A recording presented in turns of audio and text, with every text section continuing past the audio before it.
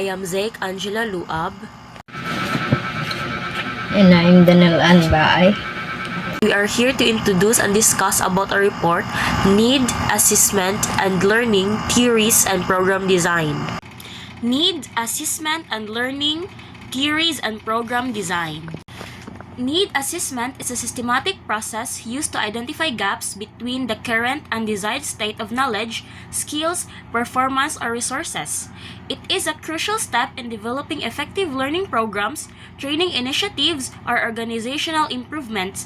By conducting a needs assessment, educators, trainers, and decision makers can ensure that interventions are relevant, targeted, and aligned with learners or stakeholders' actual needs. So, need assessment is a process of identifying gaps between current and desired conditions to develop effective learning programs. It ensures that training or education aligns with learners' needs, organizational goals, and industry demands. Step in needs assessment. First, identifying the purpose. Define why the assessment is needed, like improving skills, addressing knowledge gaps. 2. Gather data. Use surveys, interviews, observation, or tests to collect information. Third, analyze the gap. Compare current performance with the desired outcomes. Fourth, prioritize needs. Focus on critical areas that require improvement. Last, develop solutions. Design programs that address the identified gaps. So, what is learning and what is learned? Learning is a relatively permanent change in human capabilities that is not a result of growth process. Once you gain learning, na ay changes sa capability nimo.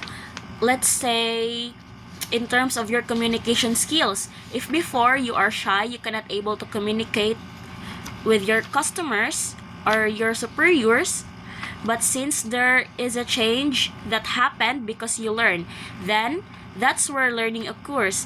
Third is an intellectual skills. Includes concept and rules. The concepts and rules are critical to solve problems, serve customers, and create products. For example, a manager should know the steps of performance appraisal process.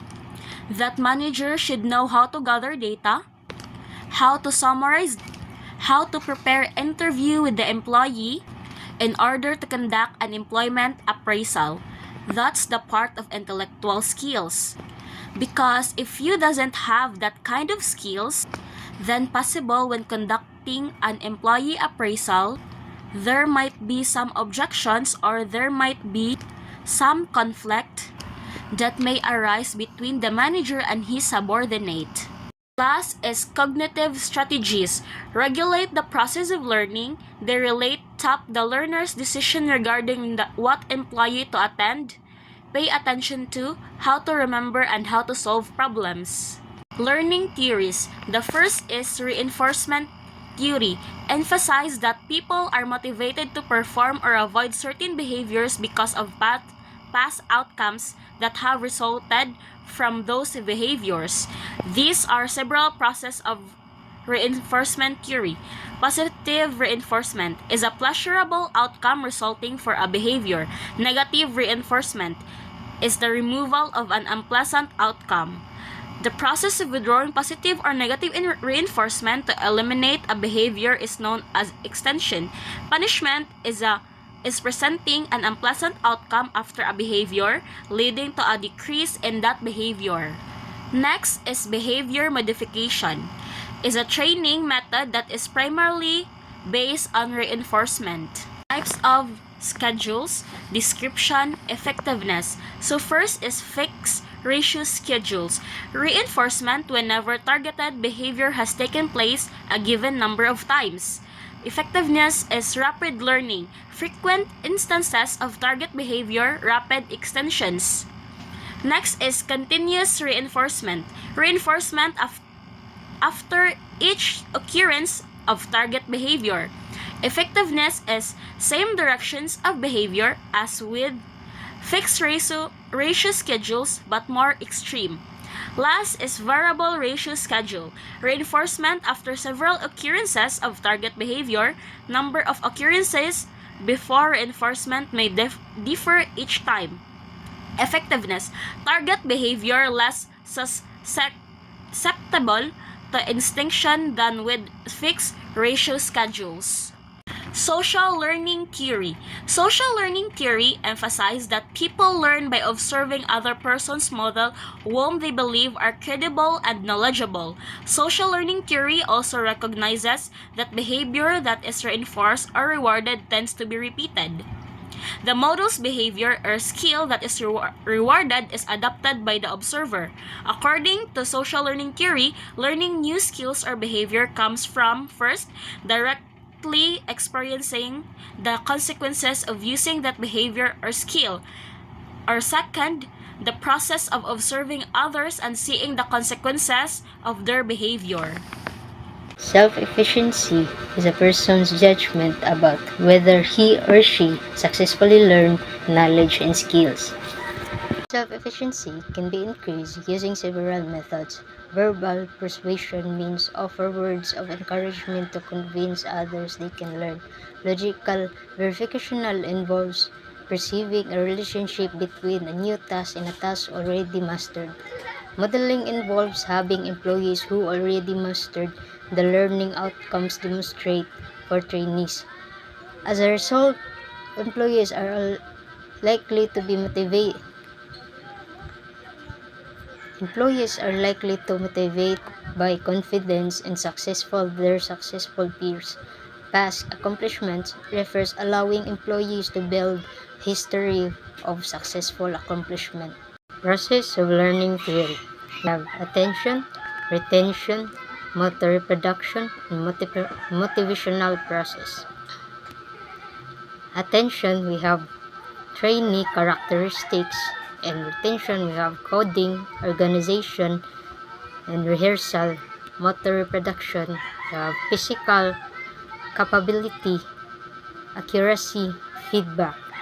Motivational process, we have reinforcement, and the last one is match model performance. Goal theories. Goal setting theories assume that behavior results from a person's conscious goals and intention. Goals influence a person's behavior by directing energy and attention, sustaining effort over time, and motivating the person to develop strategy for goal attainment. And the other one is goal orientation. It refers to the goals held by trainee in a learning situation. Goals orientation can include a learning orientation or a performance orientation. Learning orientation relate to trying to increase ability or competence in a task. Expectancy, instrumentality, and valence. Beliefs about link between trying a perform behavior and actual perform we all are called expectancies. Expectancy is similar to self-efficiency in it. Expectancy theory believes that the performance a given behavior attending training program associated with a particular being able to better perform your job is called instrumentality. Expectancy theory of motivation. Instrumentality. Effort, performance, performance outcomes, valence, value of outcomes, effort. Adult learning theory. Educational psychologists recognized the limitation of formal education theory, developed the theory of adult learning. Outcome knowledge is the most frequently associated with adult learning theory. Knowledge model is a base of several assumptions. Number 1, adults have need to know why we are learning something. 2, adults have need to be self-directed. And number 3, adults bring more work-related experience to the learning situation. Number 4, adults enter into a learning experience with a problem-centered approach to learn.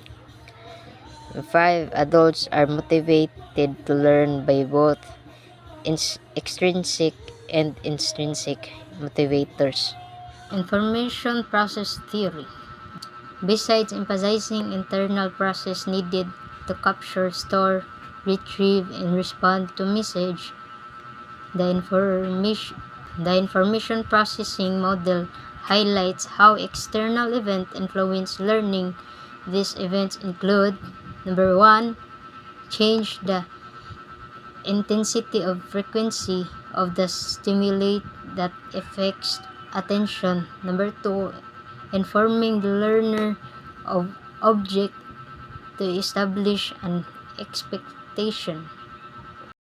Number 3, enhancing perceptual features of a material stimulus, drawing the attention of the learner to certain features. 4. Verbal instruction, pictures, diagram, and maps suggest the ways code to the training context so that it can be stored in memory.